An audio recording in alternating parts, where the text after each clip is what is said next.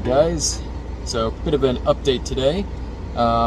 Realized that I haven't really been giving you guys much in the way of the XJR content, and I figured it'd be time to catch you up on what's going on with it, what we found out recently and what the game plan is.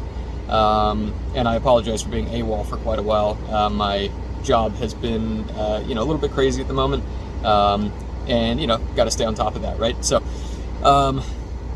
that being said, we've actually made some progress as far as what we think the issue could be as far as the coolant. More and more research now down this new rabbit hole I found is actually looking like potentially a failed charge air cooler.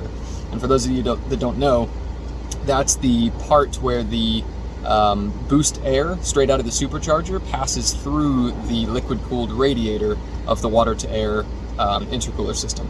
So I believe that I may have like a pinhole or a hairline crack in one of those radiators, and it's probably losing a teeny bit of coolant while it's running normally, but then when I put it up in boost, the pressure differential changes, right? So the air pressure on the outside becomes higher than the coolant pressure, because I think cooling systems usually run about 10-12 pounds inside of them.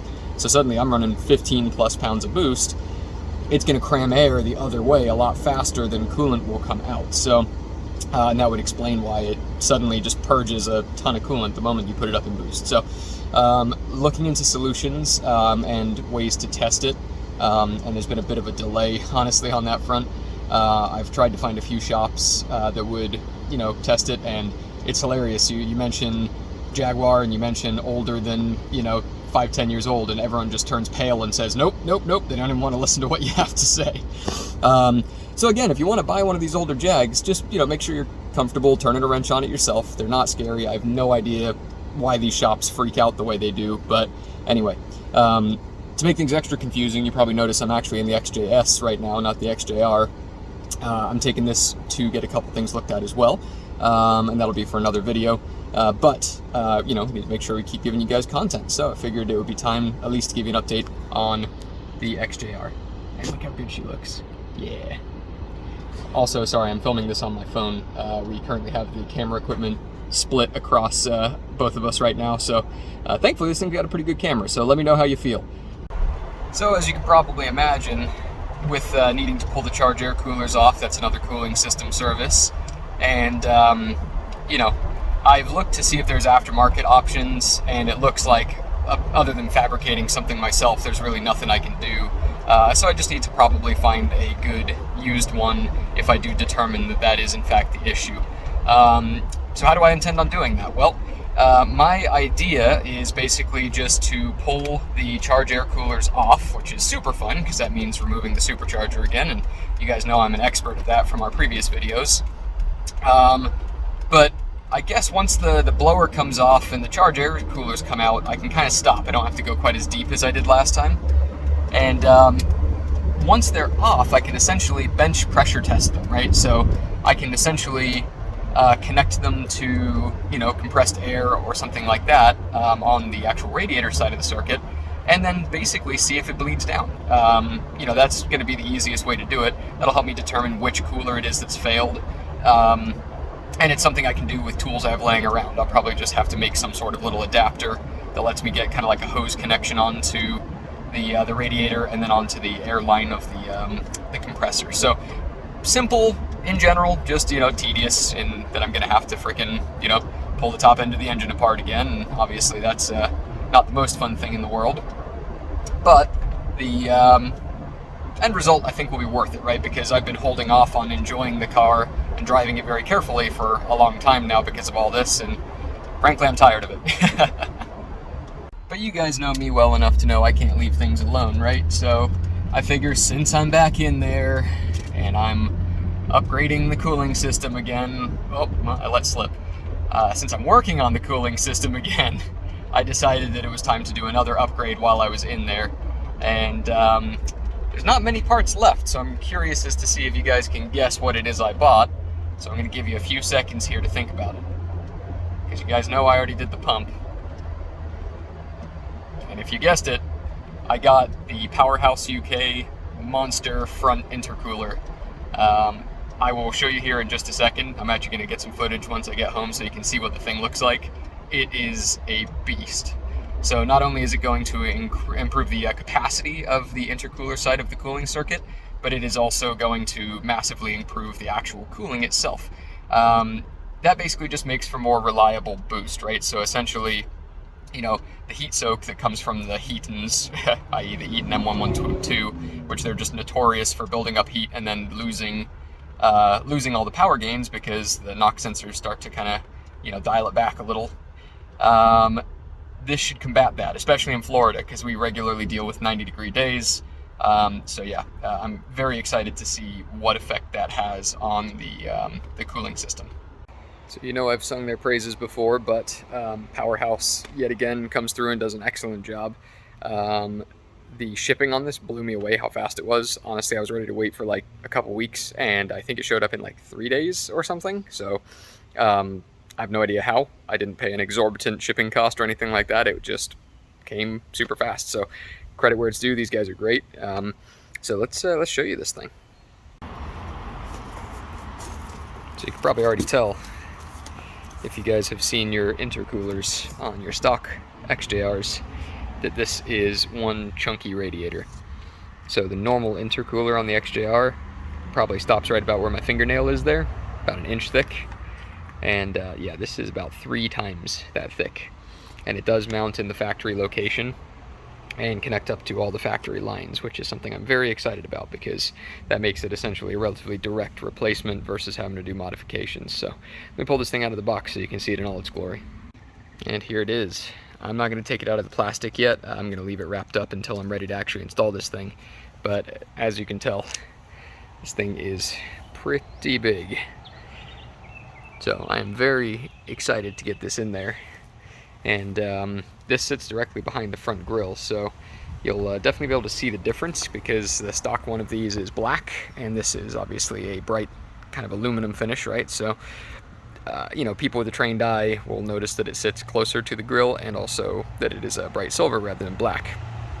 So yeah, this will be making its way into the XJR soon. So as far as the engine goes, that pretty much covers it. Again, hopefully I am correct about it being the charge air coolers, and one more cooling system service will identify that, and then I can repair it. The main delay on that is that right now the Chevy is currently apart as well, so I have to make sure I can get that back together so I have reliable transportation before I start tearing into the XJR. So hoping in the next month here to be able to get that back together. And again, once the Chevy's back on the road, we'll do a little bit of content for that too. But that'll give me something to drive while I tear into the Jag. Pretty much, I think that if I'm correct, you know, if I do test these charge air coolers and confirm that one of them is leaking, theoretically that does prevent me from having to pull the cylinder heads. At that point, I can make the assessment of if I've got good momentum and I'm feeling it. Then maybe I will. I'll just keep going since I'm already halfway there.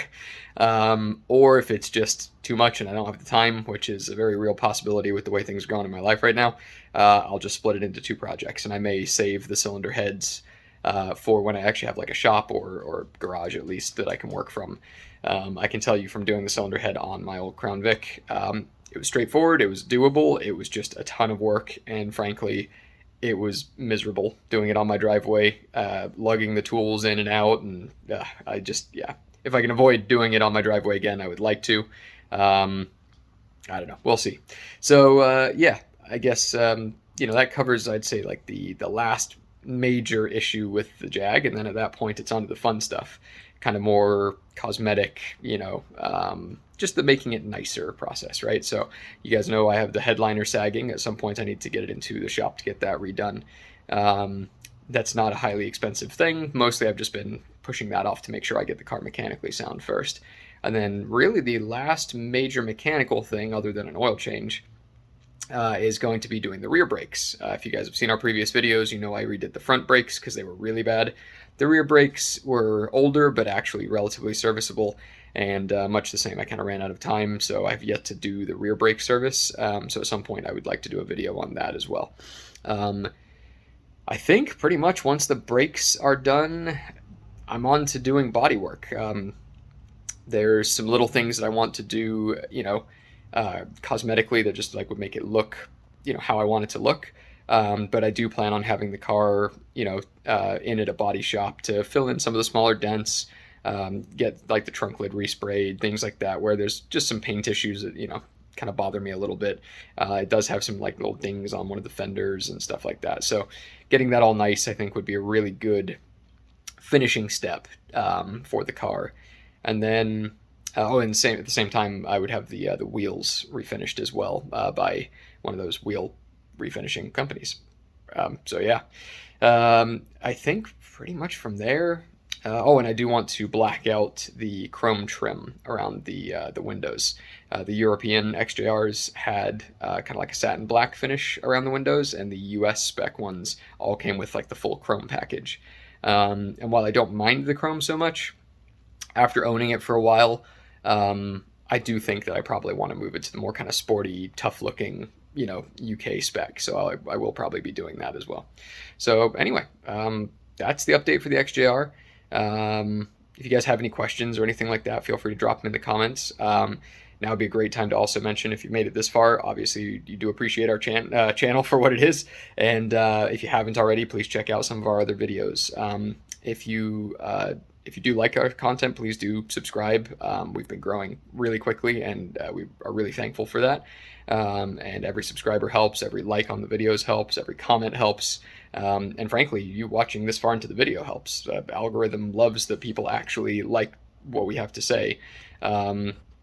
So yeah, we appreciate it. And then of course, if you super duper love us, there's always Patreon. As you can tell, we are definitely spending money on this channel.